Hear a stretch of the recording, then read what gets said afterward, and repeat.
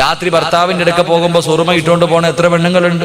ഉസ്താദെ, എന്റെ പെട്ടിയവന്, എന്റെ ഭർത്താവിന് അയൽവാസിയായ പെണ്ണുമ്പിള്ളയായിട്ട് ഭയങ്കര കമ്പനിയാ ഉസ്താദെ. ആയില്ലെങ്കിലല്ലേ കുഴപ്പമുള്ളൂ. നിന്റെ ഭർത്താക്കന്മാർക്ക് അടുത്തവന്റെ പെണ്ണുമ്പിള്ളയുമായിട്ട് ബന്ധം ഉണ്ടാകാനുള്ള കാരണം നീ തന്നെയല്ലേ. നീ നേരെ ചുവ ഒരുങ്ങിക്കെട്ടി പോയിരുന്നെങ്കിൽ വല്ലവന്റെ പെണ്ണുമ്പിള്ളയുടെ പുറകെ നിന്റെ ഭർത്താവ് പോവോ? നീ നേരെ ചൊവ്വ ഒരുങ്ങിക്കെട്ടി പോകേണ്ടതുപോലെ പോയിരുന്നെങ്കിൽ ഓരോ ദിവസവും കുളിച്ചൊരുങ്ങി മനോഹരമായ വസ്ത്രം ധരിച്ച് നിന്റെ ഭർത്താവിന് നിന്നെ കാണുമ്പോ കൊതി തോന്നുന്ന രീതിയിൽ നീ പോയിരുന്നെങ്കിൽ വല്ലവന്റെ പെണ്ണുമ്പിള്ളയുടെ പുറകെ നിന്റെ ഭാര്യ ഭർത്താവ് പോകില്ല. നീ അങ്ങനെ പോകില്ലല്ലോ. നീ കല്യാണ വീട്ടിൽ പോകുമ്പോ നിന്റെ ഒടുക്കത്തെ ഒരുക്കൊരുങ്ങി പോകും. അവിടെ നാട്ടുകാരെ കാണിക്കാൻ എഴുന്നള്ളത്തിന് പോകുന്ന ആന പോലെ കെട്ടിയവന്റെ മുന്നിൽ പോകുമ്പോ അടുക്കളയിൽ ഇട്ടിരുന്ന വസ്ത്രം ധരിച്ചിട്ട് പോകും. പിന്നെ ഓടിയില്ലെങ്കിലല്ലേ കുഴപ്പമുള്ളൂ. അള്ളാഹു കാത്തിരക്ഷിക്കുമാറാകട്ടെ. ഉറക്ക അള്ളാഹു കാത്തിരക്ഷിക്കുമാറാകട്ടെ. അതുകൊണ്ട് എൻ്റെ സഹോദരിമാരോട് പറയുന്ന, നല്ല വസ്ത്രം ധരിച്ച് നല്ല രീതിക്ക് പോകും. ഇതാരോടാ പറയുന്നത്? 50 കഴിഞ്ഞാൽ 45 വയസ്സ് കഴിഞ്ഞാൽ ഭർത്താവ് ഒരു റൂമി, ഭാര്യ ഒരു റൂമി, ഇങ്ങനെ കിടക്കാം.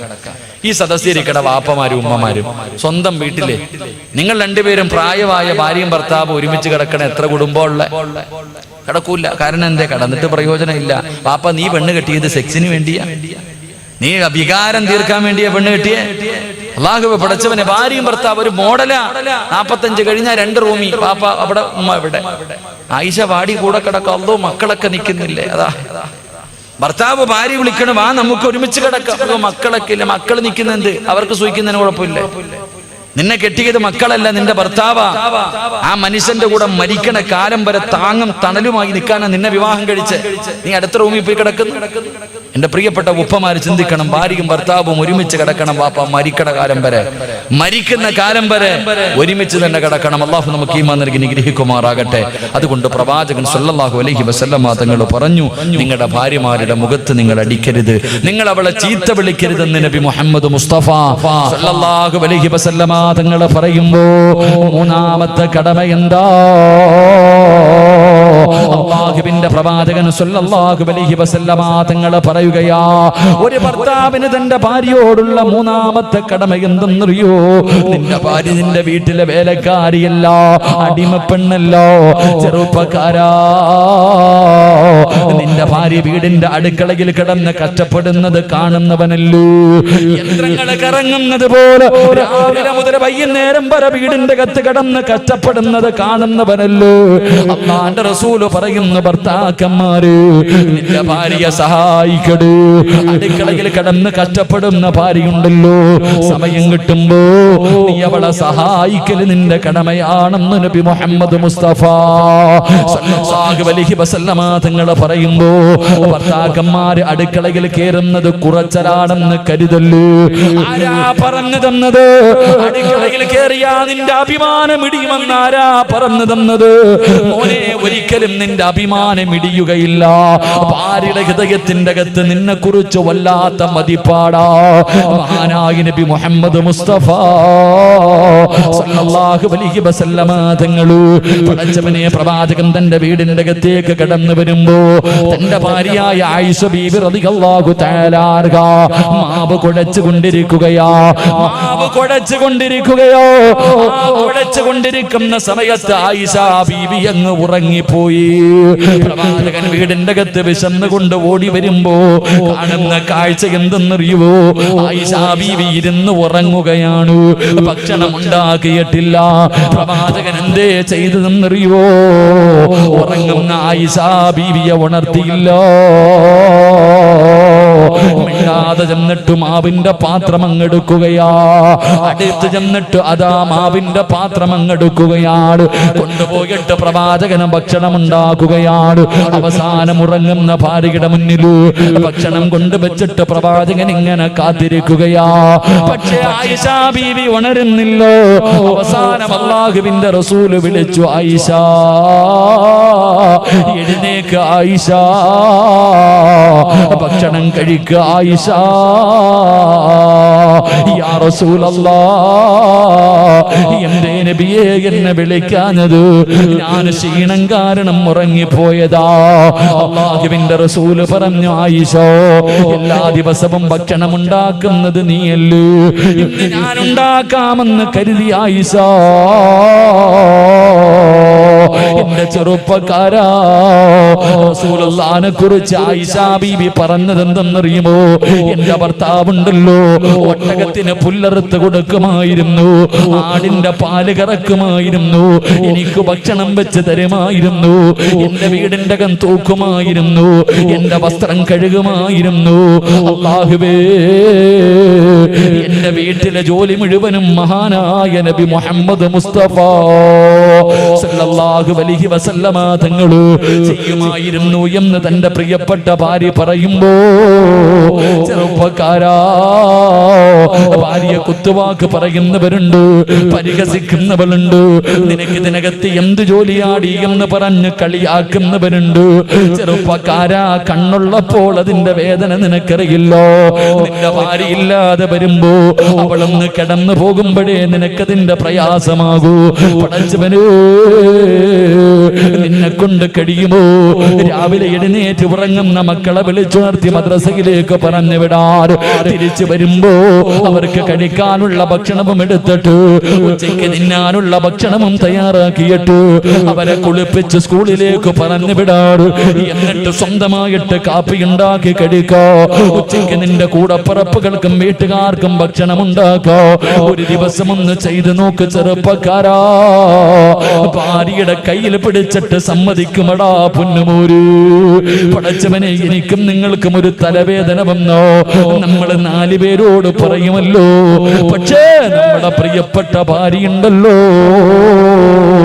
എന്ത് വേദനയാണെങ്കിലും പരാതിയില്ല.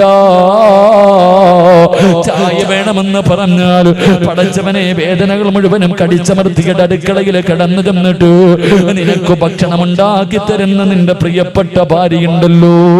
ചെറുപ്പക്കാരാ, അവളെ വേദനിപ്പിക്കല്ലേ പൊന്നുമോന്. റസൂലുള്ള പറയുന്ന സ്വഹാബാ, അവള് ഭക്ഷണം വെക്കുമ്പോ അവളെ സഹായിക്കലൊരു ഭർത്താവിന്റെ കടമയാണെന്ന് ആദരമായ പ്രവാചകൻ നബി മുഹമ്മദ് മുസ്തഫ സല്ലല്ലാഹു അലൈഹി വസല്ലം അടുക്കളയിൽ കിടന്ന് കഷ്ടപ്പെടുമ്പോ സമയം കിട്ടുമ്പോ ഒന്ന് അടുക്കളയിൽ കയറിയിട്ട് മോനെ ഒന്ന് പച്ചക്കറി അരിഞ്ഞു കൊടുക്കാൻ, ഒന്ന് അരി കഴുകി കൊടുക്കാൻ, അല്ലെങ്കിൽ പാത്രങ്ങൾ കഴുകി കൊടുക്കാൻ, ഇനി ഒന്നും ചെയ്തില്ലെങ്കിലും ആ അടുക്കളയിൽ പോയിരുന്നിട്ട് ഭാര്യയോട് ഒരു 5 മിനിറ്റ് തമാശയെങ്കിലും പറഞ്ഞ് അവളെ ഒന്ന് സന്തോഷിപ്പിക്കാൻ നീ സമയം കണ്ടെത്തണം. അത് നിന്റെ കടമയാണെന്ന് നബി മുഹമ്മദ് മുസ്തഫ സല്ലല്ലാഹു അലൈഹി വസല്ലം അല്ലാഹു ഈമാൻ നൽകി അനുഗ്രഹിക്കുമാറാകട്ടെ. അവിടെയാണ് കുടുംബ ജീവിതത്തിലെ സന്തോഷവും ആനന്ദവും സമാധാനവും എല്ലാം ഉണ്ടാകുന്നത്. അള്ളാഹു നമുക്ക് നൽകി അനുഗ്രഹിക്കുമാറാകട്ടെ. പ്രവാചകൻ സല്ലല്ലാഹു അലൈഹി വസല്ലമ തങ്ങൾ പറഞ്ഞു, അള്ളാഹുവിന്റെ പ്രവാചകൻ അവിടെ നിന്ന് പറഞ്ഞു തന്നു, 3 ഭർത്താക്കന്മാര് ഒരു കാലത്തും സ്വർഗത്തിൽ കിടക്കില്ല എന്ന് നബി മുഹമ്മദ് മുസ്തഫ സല്ലല്ലാഹു അലൈഹി വസല്ലം. അള്ളാഹുവിന്റെ പ്രവാചകൻ അവിടെ നിന്ന് പറയുകയാ, ലാ സലാസത്തുൻ സലാസത്തുൻ ലാ യദ്ഖുലൂനൽ ജന്നതി അബദാ. ഒരു കാലത്തും അല്ലാഹുവിന്റെ സ്വർഗത്തിൽ കടക്കാത്ത 3 വിഭാഗം ആൾക്കാരെ കുറിച്ചു, 3 വിഭാഗം ഭർത്താക്കന്മാരെ കുറിച്ചു നബി മുഹമ്മദ് മുസ്തഫ സല്ലല്ലാഹു അലൈഹി വസല്ലമ തങ്ങൾ പറഞ്ഞു, ഈ സദസ്സിലിരിക്കുന്ന ഭർത്താക്കന്മാരിൽ 3 പേര് ഒരു കാലത്തും സ്വർഗത്തിൽ കടക്കില്ല എന്ന് നബി മുഹമ്മദ് മുസ്തഫ. ഉറക്കെ പറഞ്ഞു നബി മുഹമ്മദ് മുസ്തഫ. എഴുന്നേക്ക് നബി മുഹമ്മദ് മുസ്തഫ. എഴുന്നേക്ക്, എല്ലാവരും എഴുന്നേക്ക് ഇൻഷാ അല്ലാഹ്. എഴുന്നേക്ക്. ബിസ്മില്ലാഹ്. ഈ 3 ഭർത്താക്കന്മാർ ആരാ? പറ 3 സ്വലാത്ത്. സല്ലല്ലാഹു മുഹമ്മദ് സല്ലല്ലാഹു അലൈഹി വസല്ലം. പെണ്ണുങ്ങൾ എഴുന്നേക്ക്. സല്ലല്ലാഹു അലാ മുഹമ്മദ് സല്ലല്ലാഹു അലൈഹി വസല്ലം. അല്ലാഹുമ്മ സല്ലി അലാ മുഹമ്മദ് യാ റബ്ബി സല്ലി അലൈഹി വസല്ലം. അല്ലാഹു സ്വീകരിക്കുമാറാകട്ടെ. പ്രവാചകൻ സല്ലല്ലാഹു അലൈഹി വസല്ലം തങ്ങൾ പറഞ്ഞു, 3 ഭർത്താക്കന്മാർ ഒരു കാലത്തും സ്വർഗത്തിൽ കടക്കൂല. അല്ലാഹു നമ്മളെ കാത്തുരക്ഷിക്കുമാറാകട്ടെ. ഉറക്ക അല്ലാഹു നമ്മളെ കാത്തുരക്ഷിക്കുമാറാകട്ടെ. ഉറക്കപ്പറ അല്ലാഹു നമ്മളെ കാത്തുരക്ഷിക്കുമാറാകട്ടെ. എന്റെ പ്രിയമുള്ള സഹോദരങ്ങളെ, പ്രവാചകൻ അവിടെ നിന്ന് പറഞ്ഞു തരുന്ന ഒന്ന്. ബക്കറ്റ് എടുക്കാൻ സമയമായോ? ബക്കറ്റ് എടുക്കൽ. അൽഹംദുലില്ലാ. സംഘാടകർ ബക്കറ്റുമായിട്ട് നിങ്ങളുടെ മുന്നിലേക്ക് കടന്നു വരുന്നു.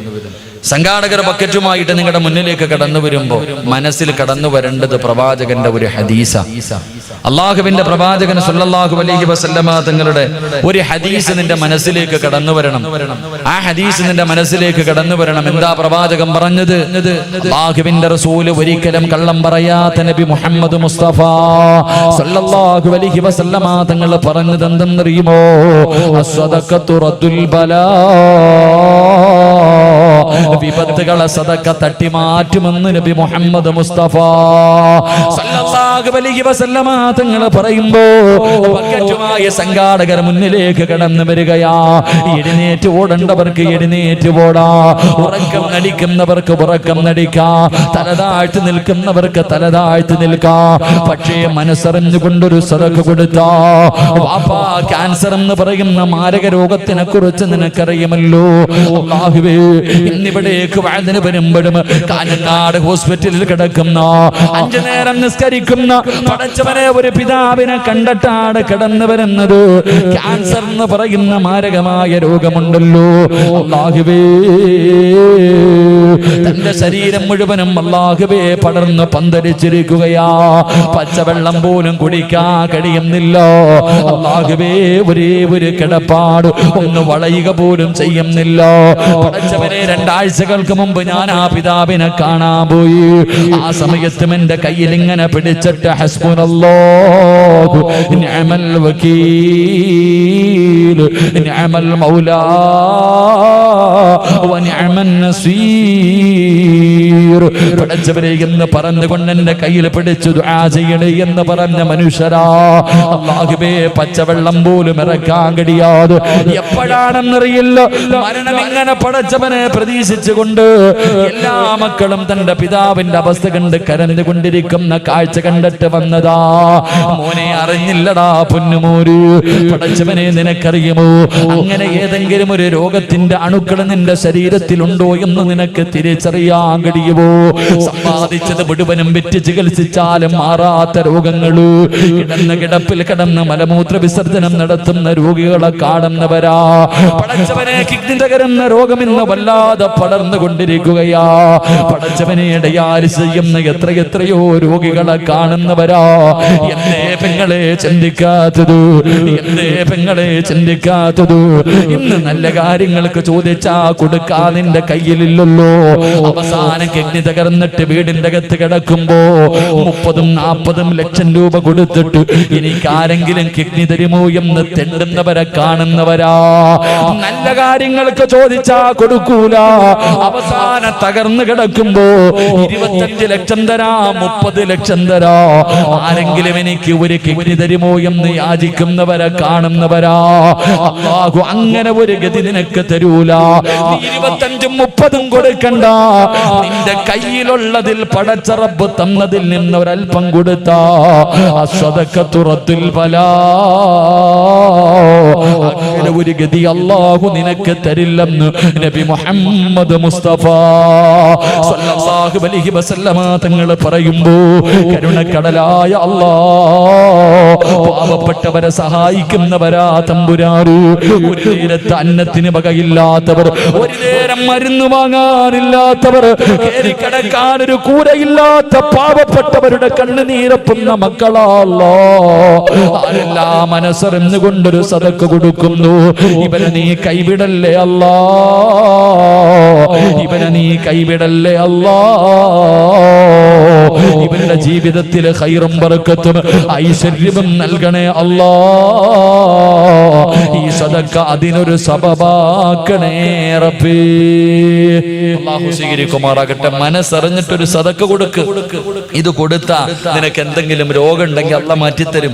ഇന്ന് ചിലപ്പോ നീ ഒരു 10 ഇട്ടാ നിന്റെ രോഗം മാറും, ഒരു 50 രൂപ ഇട്ടാ നിന്റെ രോഗം മാറും. പക്ഷെ ഇടൂല, നീ കൈകെട്ടിയിരിക്കും. കിഡ്നി തകർന്നെന്ന് പറയുമ്പോ മാറ്റിവെക്ക 25 എങ്കിൽ 25, വീട് വിറ്റിട്ടാണെങ്കിൽ നീ അതിന് തയ്യാറാകും. നിനക്ക് അല്ലാഹു അങ്ങനെ ഒരു ഗതി തരൂല. അല്ലാഹു നമ്മളെ കാത്തുരക്ഷിക്കുമാറാകട്ടെ. ഉറക്ക അള്ളാഹു നമ്മളെ കാത്തിരക്ഷിക്കുമാറാകട്ടെ. അള്ളാഹുവെ, ആരെല്ലാം മനസ്സറിഞ്ഞുകൊണ്ടൊരു സദഖ കൊടുക്കുന്നു പടച്ചവൻ, ഇവരുടെ ജീവിതത്തിൽ ഖൈറും ബർക്കത്തും ഐശ്വര്യവും നീ നൽകിയതിൽ മുഴുവനിലും ബർക്കത്ത് നീ നൽകി അനുഗ്രഹിക്കണേ തമ്പുരാനെ. അള്ളാഹു നമുക്ക് ബർക്കത്ത് നൽകുമാറാകട്ടെ. അള്ളാഹു നമുക്ക് ബർക്കത്ത് നൽകുമാറാകട്ടെ. പ്രവാചകൻ സല്ലല്ലാഹു അലൈഹി വസല്ലമ തങ്ങൾ പറഞ്ഞു, നാല് കാര്യങ്ങൾ ആരെങ്കിലും തന്റെ ജീവിതത്തിൽ സൂക്ഷിച്ചാൽ ഒരു കാലത്തും അള്ളാഹു അവന് ദാരിദ്ര്യം കൊടുക്കില്ല എന്ന് നബി മുഹമ്മദ് മുസ്തഫ. ഉറക്കെ നബി മുഹമ്മദ് മുസ്തഫ. ഒന്ന്, എന്റെ പ്രിയപ്പെട്ട സഹോദരങ്ങളെ, ആരെങ്കിലും സുബഹിക്ക് ബാങ്ക് വിളിക്കുന്നതിന് മുമ്പേ എഴുന്നേറ്റാൽ അള്ളാഹു ഒരു കാലത്തും അവന് ദാരിദ്ര്യം കൊടുക്കില്ല എന്ന് നബി മുഹമ്മദ് മുസ്തഫ. ഒന്ന് സുബഹിക്ക് തന്നെ എഴുന്നേക്കണില്ല ഉസ്താദേ, പിന്നല്ലേ സുബഹിക്ക് മുമ്പ്? സുബഹിക്ക് എഴുന്നേക്കുന്നവനല്ലേ ഇതൊക്കെ. ആരെങ്കിലും സുബഹിക്ക് അസ്സലാത്തു ഖൈറും മിനന്നൗം, അള്ളാന്റെ പള്ളിയിൽ നിന്ന് സുബഹി ബാങ്ക് വിളിക്കുന്നതിന് മുമ്പ് ഏതെങ്കിലും ഒരു മനുഷ്യൻ നിത്യമായി എഴുന്നേൽക്കുന്നുണ്ടെങ്കിൽ അള്ളാഹു ഒരു കാലത്ത് നിനക്ക് ദാരിദ്ര്യം തരില്ല എന്ന് നബി മുഹമ്മദ് മുസ്തഫ. ഉറക്കെ പറഞ്ഞു നബി മുഹമ്മദ് മുസ്തഫ. ഒക്കെ പറ നബി മുഹമ്മദ് മുസ്തഫ. ഇല്ലെങ്കിൽ ഇവിടെ ഇരുന്ന് അള്ളാന്റെ ശാപം വാങ്ങി നീ നശിച്ചു പോകും. അള്ളാഹു കാത്തിരക്ഷിക്കുമാറാകട്ടെ. ഒരു മനുഷ്യന്റെ മുന്നിൽ പ്രവാചകന്റെ പേര് പറഞ്ഞിട്ട് സലാത്ത് പറഞ്ഞില്ലെങ്കിൽ അവന് ശാപം കിട്ടുമെന്ന് നബി മുഹമ്മദ് മുസ്തഫ സല്ലല്ലാഹു അലൈഹി വസല്ലം. അപ്പോ സുബഹിക്ക് മുമ്പേ എഴുന്നേക്കണം. എഴുന്നേറ്റ എന്താ? തഹജ്ജുദ് നിസ്കരിക്കുക. അൽഹംദുലില്ലാഹ്, സുബഹിക്ക് മുമ്പേ എഴുന്നേക്കുക. രണ്ട് ബാങ്ക് വിളിക്കുന്നതിന് മുമ്പേ, വഖ്തെത്തുന്നതിന് മുമ്പേ wuduവെടുക്കുക. ബാങ്ക് വിളിക്കുന്നതിന് മുമ്പേ wuduവെടുക്കുക എന്ന് പറഞ്ഞാൽ സുബഹിക്ക് മുമ്പേ എഴുന്നേറ്റു, ബാങ്ക് വിളിക്കുന്നതിന് മുമ്പ് wuduവെടുത്തു.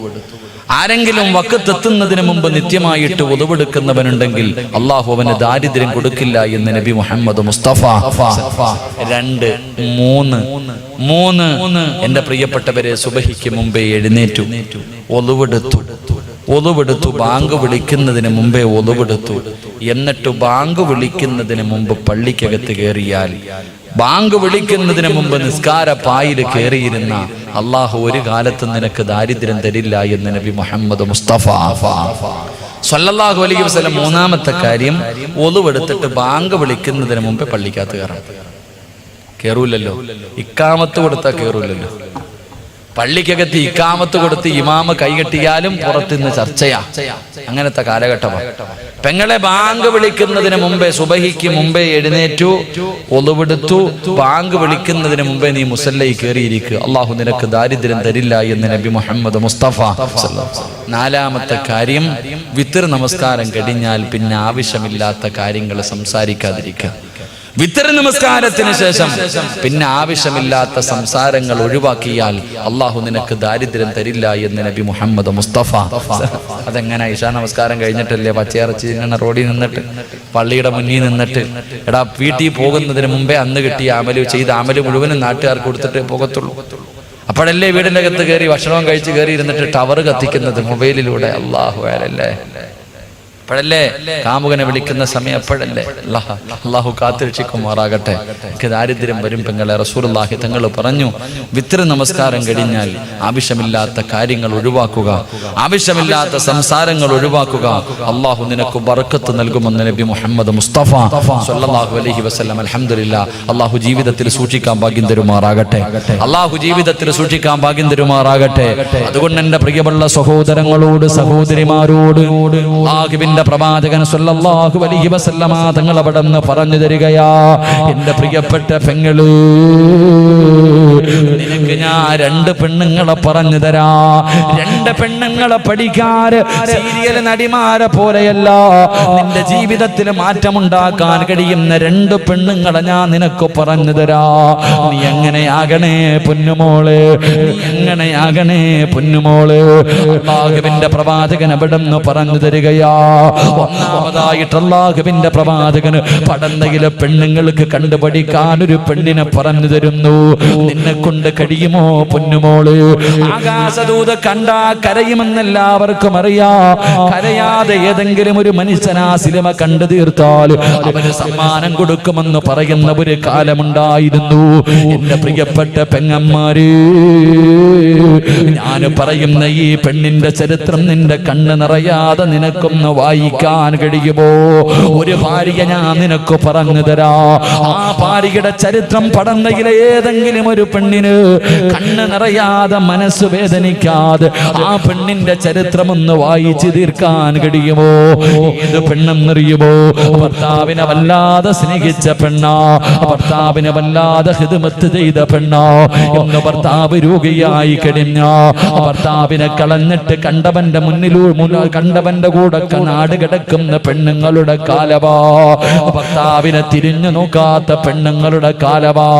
ഭർത്താവിനെ കുത്തുവാക്കും പരിഹാസവും പറയുന്ന പെണ്ണുങ്ങളുടെ കാലവാ. എന്റെ പ്രിയപ്പെട്ട പെങ്ങള്, നീ വായിച്ചു നോക്കണ്ട ചരിത്രം ആരുടെ ചരിത്രമെന്നറിയോ? മഹ്ദി റഹ്മത്ത് ബീബി റളിയല്ലാഹു തആല അൻഹാ. റഹ്മത്ത് ബീബി എന്ന് പറയുന്ന ഒരു പെണ്ണുണ്ട്.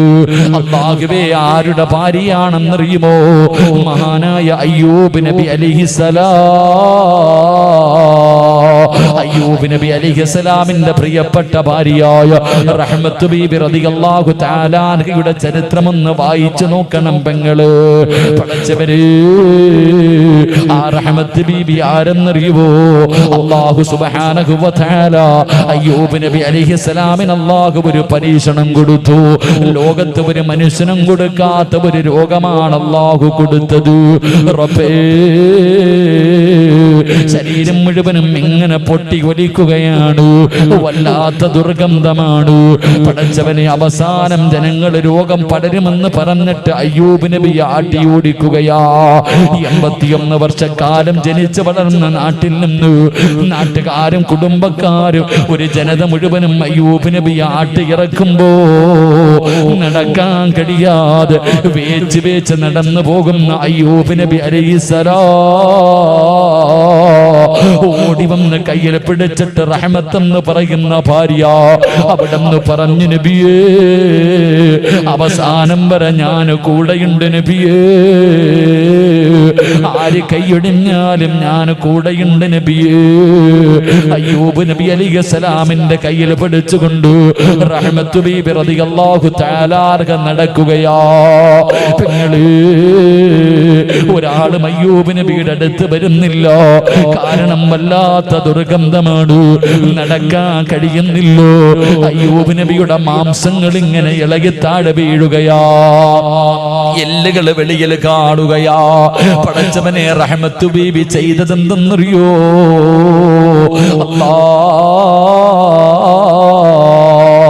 അയ്യൂബ് നബി അലൈഹിസ്സലാമിന്റെ മാംസങ്ങൾ ഇങ്ങനെ താഴെ വീഴുന്നത് കണ്ടപ്പോ അടുത്തു ചെന്നിട്ട് സഹിക്കാൻ കഴിയാതെ അവിടെന്ന് പറഞ്ഞു, നബിയേ,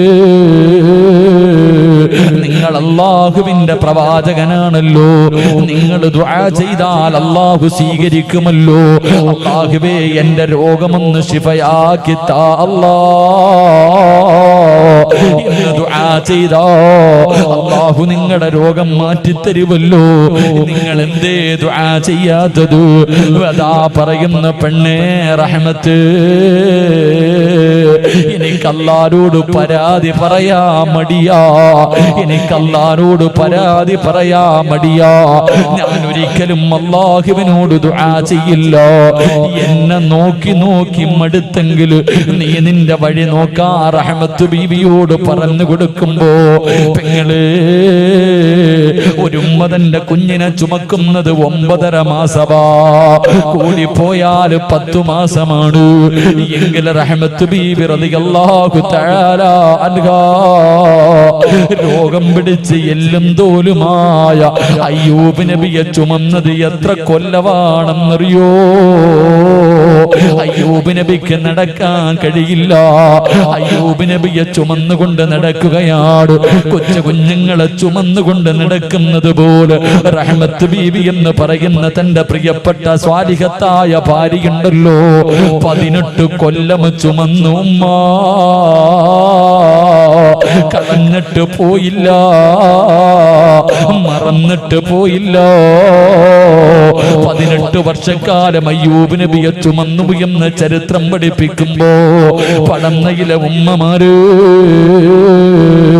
ഭർത്താവിനെ സ്നേഹിക്കാൻ പഠിക്കു പെങ്ങള്. റഹ്മത്ത് ബീവിയുടെ ചരിത്രം നിനക്കൊരു പാഠമാകട്ടെ.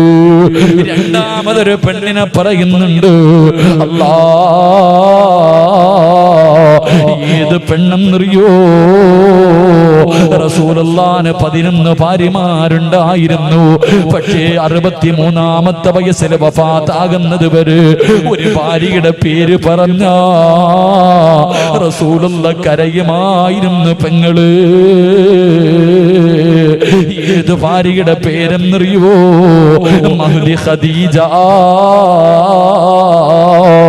ഖദീജ ബീബി റളിയല്ലാഹു തആല അൻഹയുടെ പേര് പറഞ്ഞു പ്രവാചകന്റെ കണ്ണിങ്ങനെ നിറഞ്ഞു ഒഴുകുമായിരുന്നു. കാരണം വല്ലാത്ത സ്നേഹമായിരുന്നു.